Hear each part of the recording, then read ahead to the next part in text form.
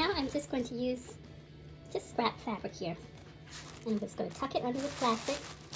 You don't have to glue this or anything because the candy is going to hold it down. This is for our candy baskets. And I'm going to do the same thing for the gift basket.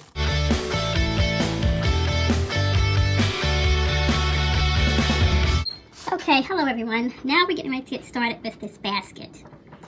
I have here some ribbon from Walmart. It was about $2 for the spool. This rose is about $2. This is flowers I already had. And we have some chocolate covered pomegranate flavored candies by Brookside, and Godiva chocolates, some Hershey's chocolates. So this basket is going to be made for someone who probably has a little bit of a sweet tooth, and this is Cadbury chocolates. The theme, although we're not doing Valentine's Day per se, the theme is love. Let all you do be done in love. 1 Corinthians 16:14. And that's a nice plaque. The back, I put some paper that just happened to fit perfectly. Wrapping paper that also can be used.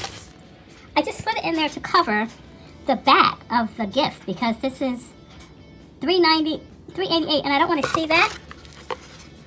So I'll just cover it with that, and that'll be part of their gift. And here is cute little canisters with hearts on the top. Those are hot candies, and this one is lemon flavored hard drop candies. And in here are some strawberry flavored candies.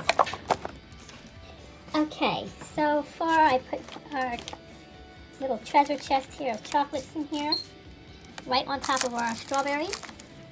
I have my Godiva chocolates, and I have it all laced around the edges with the other chocolates, and also in the back, just prop this up with some Arizona sweet tea. So everything in this basket theme is sweet. This is how far we've come, and I'm going to use this ribbon I'm going to try to fish it in through here and lace it around and then make a bow for the top.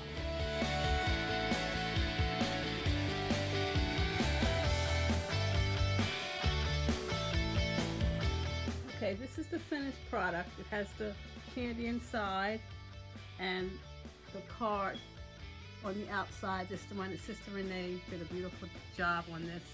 And it has the rose at the top with some rhinestones put on it.